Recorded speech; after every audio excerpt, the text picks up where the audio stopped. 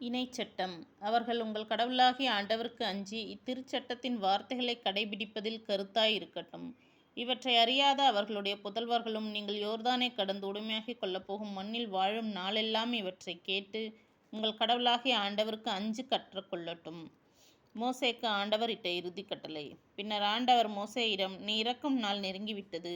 யோசுவாவை கூப்பிடு, இருவரும் சந்திப்பு கூடாரத்துக்கு வாருங்கள், நான் அவனுக்கு பணிப்பொறுப்பு தர வேண்டும் என்றார். அவ்வாறே மோசேயும் யோசுவாவும் போய் சந்திப்பு கூடாரத்தில் நின்றனர். ஆண்டவர் கூடாரத்தின் மேகத்தூணில் தோன்றினார்.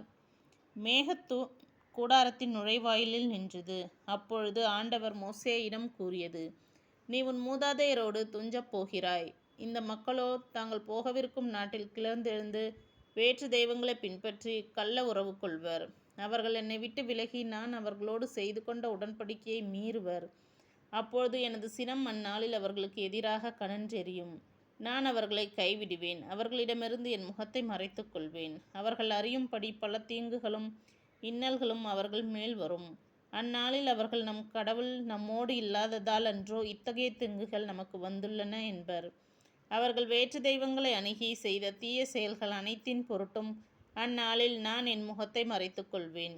எனவே இப்பொழுது நீ இந்த பாட்டை எழுது, அதை இஸ்ரேல் மக்களுக்கு கற்றுக்கொடு, அதை அவர்கள் நாவில் வை. அதனால் இந்த பாடலை இஸ்ரேல் மக்களுக்கு எதிராக நான் தரும் சான்றாக விளங்கும். ஏனெனில் அவர்களின் மூதாதையருக்கு ஆணையிட்டு சொன்ன பாலும் தேனும் நிறைந்து வழியும் நாட்டுக்குள் நான் அவர்களை கொண்டு போனதும் அவர்கள் உண்டு நிறைவு பெற்று கொழுத்து போவர். அப்போது அவர்கள் வேற்று தெய்வங்களை அணுகி அவற்றிற்கு ஊழியம் செய்து எனக்கு சினமூட்டுவர். என் உடன்படிக்கையையும் மீறுவர். பல்வேறு தீங்குகளும் இன்னல்களும் அவர்கள் மேல் வரும்போது அவர்களுடைய மரபினரின் வாய்ப்பாடலை மறந்து போகாதிருக்கும்.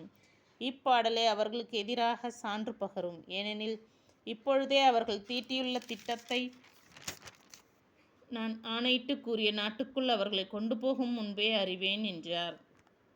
ஆகையால் மோசே இப்பாடலை அன்றே எழுதி இஸ்ரேல் மக்களுக்கு கற்றுக் கொடுத்தார்.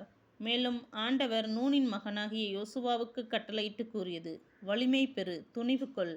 ஏனெனில் நீ இஸ்ரேல் மக்களை நான் அவர்களுக்கு ஆணையிட்டு கூறிய நாட்டுக்குள் கொண்டு போவாய். நான் உன்னோடு இருப்பேன் என்றார்.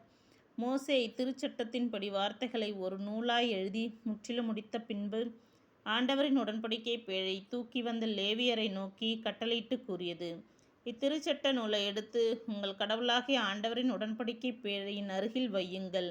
அங்கே அது அவர்களுக்கு எதிரான சான்றாக இருக்கும்.